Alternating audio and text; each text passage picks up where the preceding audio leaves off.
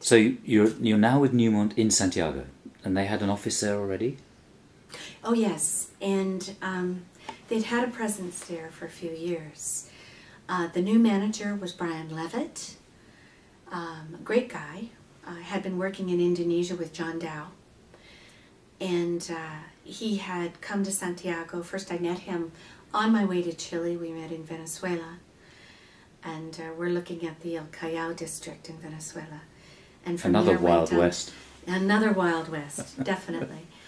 But shortly went down together, and I was based out of Santiago for a year. And then and that was great. A long-time Chilean friends, I mean, the fabulous mining community in Chile. Again, new Santiago was a great place then, wasn't it? The 90s were boom years. And James, I know you were there as well with Homestay. And there was all those great Australian pubs and things that were set up in Providencia. You remember. I remember the boomerang anyway. Yeah, that is one of several. Yeah. That's right. But those were great years. Things were faltering in the U.S., making a very slow turnaround from the, I call it the recession of the 80s. It affected oil and mining. And there was activity in Nevada, and that was about it in the 90s in the U.S. So it was the right place to be at the right time. It was a very gung-ho time through the Andes. There was a lot of foreign investment coming into the country. Geologists were at a premium. So I was there with Newmont, and I stayed in South America for 14 years. But that wasn't all with Newmont? Not with Newmont, no. How many years with Newmont in Santiago? Just a year. A year? Just a year, and at that point... Was it then that you joined WMC or Western? No, I joined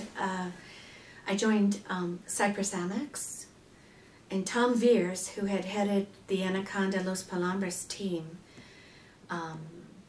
more than 10 years before, was now working for Cyprus as their South American manager.